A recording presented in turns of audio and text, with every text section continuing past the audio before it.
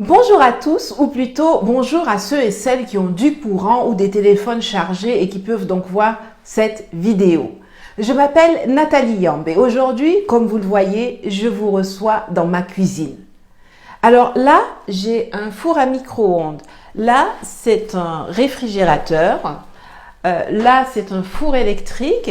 Ici, il y a une cuisinière céramique électrique. Là-bas, il y a un lave-vaisselle. Tous ces appareils fonctionnent avec de l'électricité. Donc le jour où il y a une coupure de courant, je serai bien embêtée. Mais on va dire que dans mon malheur, j'ai de la chance. Là où je suis depuis que Ouattara m'a expulsée de Côte d'Ivoire et en attendant d'y revenir, les coupures d'électricité sont inexistantes. Pas comme ce que subissent les habitants d'Afrique de l'Ouest ou d'Afrique centrale. Parce que voilà, ce n'est pas chic. Je le sais parce que j'ai eu à en souffrir quand j'ai vécu au Cameroun, au Nigeria, au Ghana et en Côte d'Ivoire. Vous l'avez compris, aujourd'hui, on va parler d'énergie. L'électricité rend agréable la vie dans les ménages, mais pas seulement. Je vous reçois aujourd'hui dans la cuisine, mais dans chacune des pièces de la maison, elle fait tourner quelque chose. Le chauffe-eau pour la salle de bain, la télé dans le salon, l'ordinateur sur le bureau, le lave-linge dans la buanderie. Grâce à elle, on peut aussi s'éclairer, se rafraîchir, se réchauffer, se déplacer. Les enfants peuvent faire leurs devoirs et réviser le soir et de façon générale, le temps consacré aux activités productives après le coucher du soleil est étendu.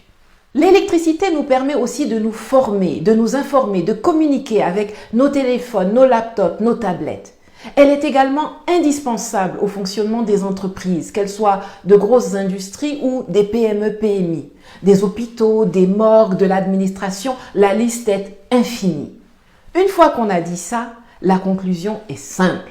Sans énergie électrique, pas de développement, pas de confort, pas d'industrialisation, pas de prospérité.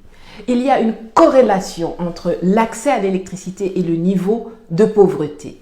Les pays les moins électrifiés sont, sans surprise, également ceux où le taux de pauvreté est le plus élevé. Mais bizarrement, les dirigeants les plus incapables de nous approvisionner en électricité sont ceux-là même qui nous promettent émergence et développement à longueur de mandat sans cesse renouvelés. Pourtant, la fourniture d'électricité est une mission de service public pour l'État. Ce qui ne veut pas dire que c'est l'État lui-même qui doit se transformer en producteur ou en vendeur, mais simplement qu'il doit s'assurer que le service est fourni aux populations, même à travers des opérateurs privés. Nos présidents préfèrent se focaliser sur la préservation des monopoles coloniaux de leurs maîtres et l'annonce de projets gigantesques qui ne voient jamais le jour ou alors très lentement, plutôt que de mettre en œuvre des solutions pragmatiques et plus faciles à réaliser, mais dans lesquelles ils ne pourront pas détourner beaucoup d'argent.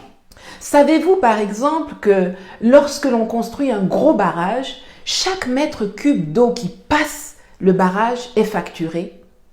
Avant même que cette eau soit transformée en électricité, puis transportée et vendue aux populations, les gars ont déjà rempli leur poche avec ce droit de passage.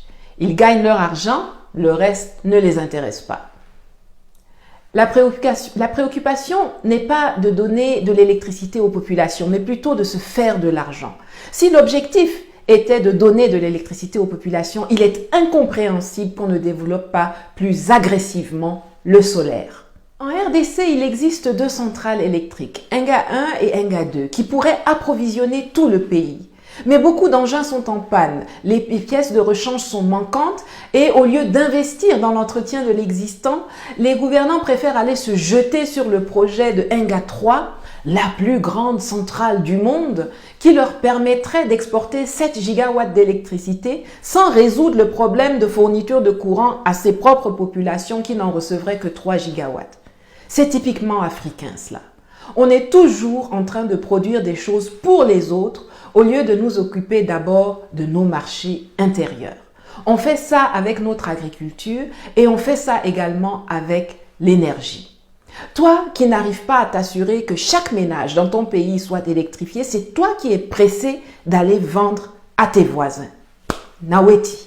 Mon plaidoyer d'aujourd'hui sera pour que nous prenions conscience de l'urgence de la conquête de nos libertés et justice énergétiques et pour la transformation de notre stratégie d'accès à l'électricité pour enfin sortir de l'obscurité et de l'obscurantisme.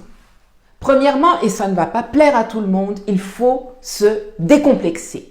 Je suis toujours effarée par la propension des Africains à reprendre à leur compte les problèmes des autres et à répéter ce que les autres disent sans regarder si ça les arrange ou pas. J'ai expliqué dans ma vidéo de la semaine dernière que l'école francophone formait des perroquets et il va falloir que cela change rapidement sinon on est foutu. Je vous mets le lien de la vidéo là pour que vous alliez la regarder à la fin de celle-ci si vous ne l'avez pas déjà fait. Pendant que j'étais à Sochi lors du sommet Russie-Afrique, j'ai assisté à la signature d'une convention d'achat et de construction de centrales nucléaires entre le Rwanda et la Russie.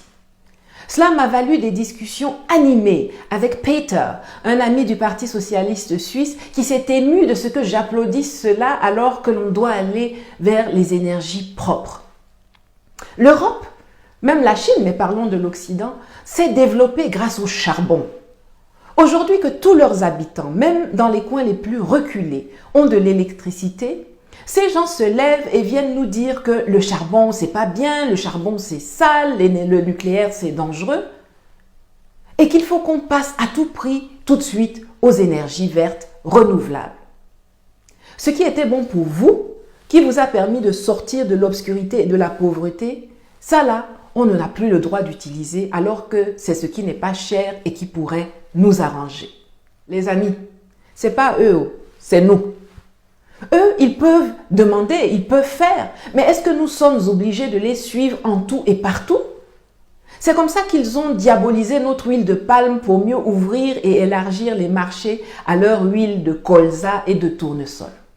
Vous voyez, là où on est là, on s'en fout qu'elle soit verte, jaune, rouge, noire, transparente, propre ou sale. Ce dont les Africains ont besoin, c'est de l'électricité. Si le charbon est moins cher, alors faisons du charbon. S'il y a de l'uranium dans votre sous-sol, allez-y pour une centrale nucléaire. Gouvernants, faites des choix pour vos populations, pas pour plaire aux gens du dehors.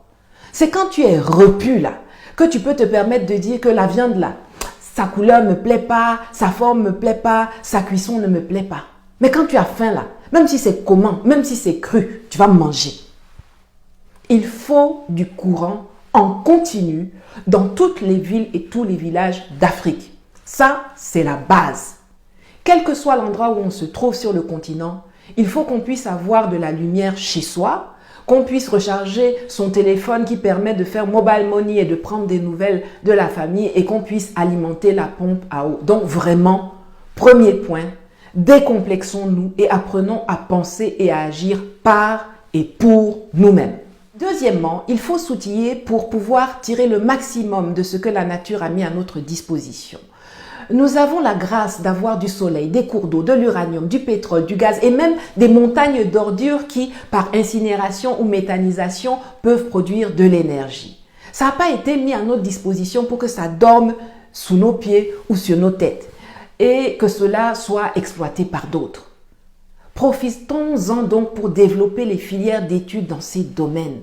Ingénieur en énergie solaire ou en méthanisation, conseiller technique ou commercial de systèmes solaires ou de biocarburants ou en énergie de façon globale, électricien de maintenance de systèmes photovoltaïques, monteur d'installations solaires, nettoyeur de panneaux solaires, électrotechnicien spécialiste de générateurs, météorologue, technicien d'opération de maintenance de parcs éoliens ou électriques, ingénieur de construction d'éoliennes, agent de distillation et de fermentation, technicien chimiste en biocarburant, chef de chantier, enfin, c'est énorme.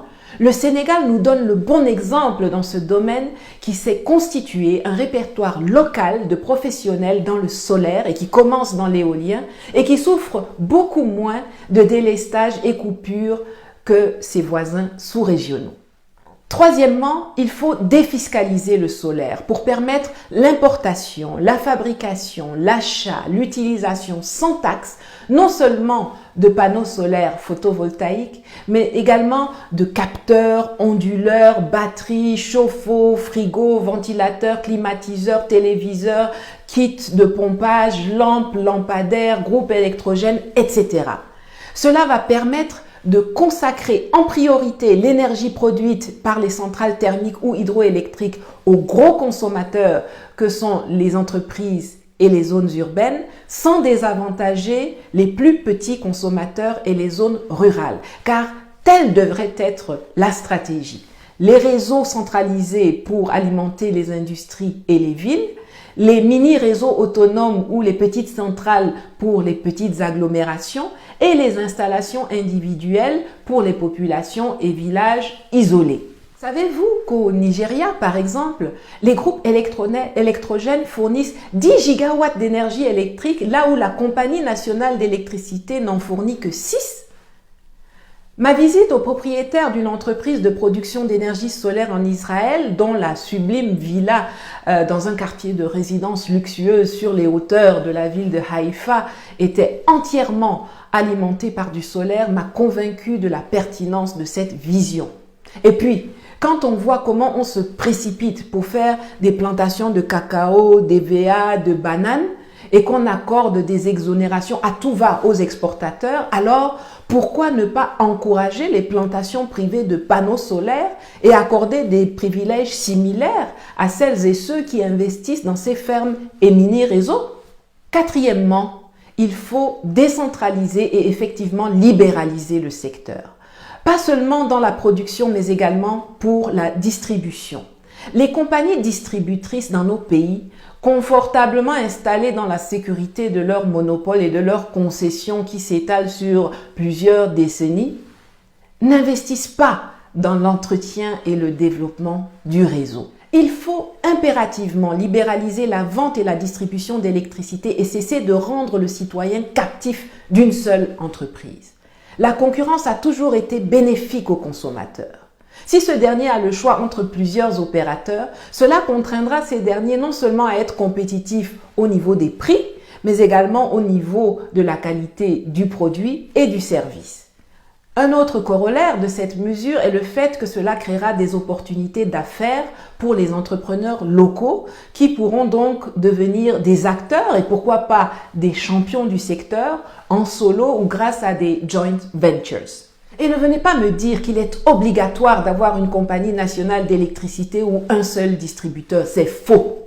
Contrairement à ce qu'on veut vous faire croire, il n'y a pas de ressources stratégiques pour un pays, mais une gestion stratégique de ses ressources.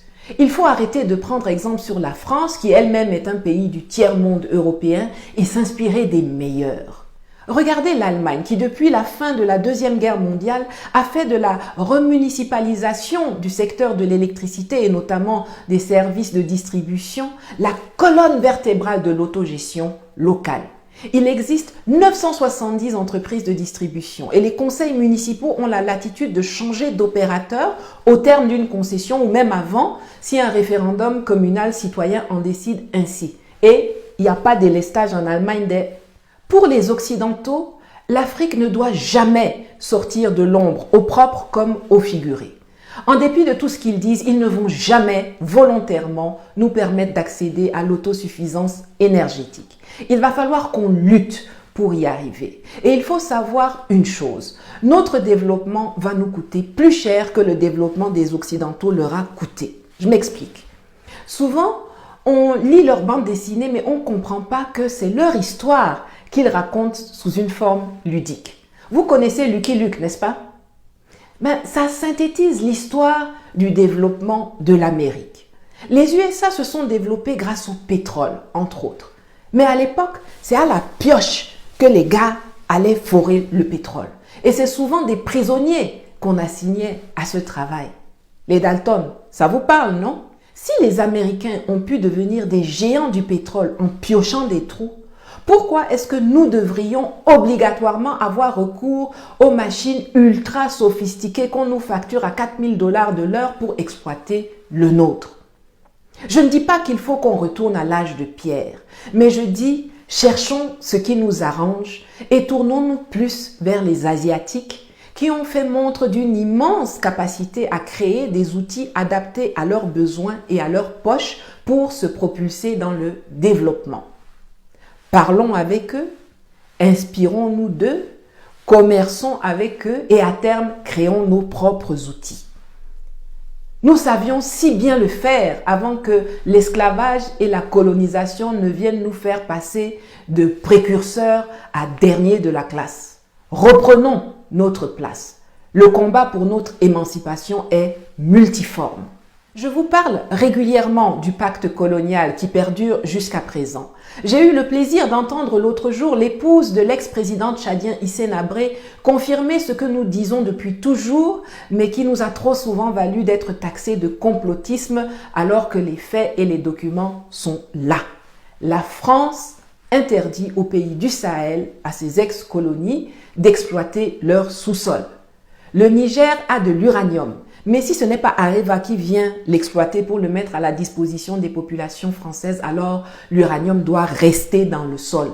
Le Niger n'a pas le droit de négocier avec un autre pays pour venir construire une centrale nucléaire sur son territoire. Ces pays sont-ils libres de choisir leur politique énergétique? La question est posée.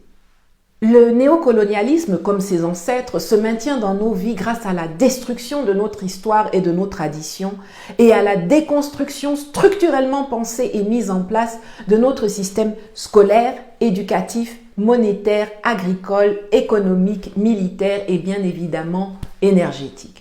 Aujourd'hui, j'espère vous avoir ouvert les yeux sur les enjeux de ce secteur et vous avoir proposé des solutions aux délestages, pannes et pénuries de courant qui empoisonnent votre quotidien et nous retiennent au fond du trou. Pour arriver à implémenter ces propositions, il va falloir impérativement faire tomber les sous-préfets à la solde de la métropole qui nous gouverne et rompre décisivement avec la France. Nos pays, nos matières premières, nos besoins, nos réseaux. Levons-nous et faisons les bons choix pour mieux nous élever. À bientôt.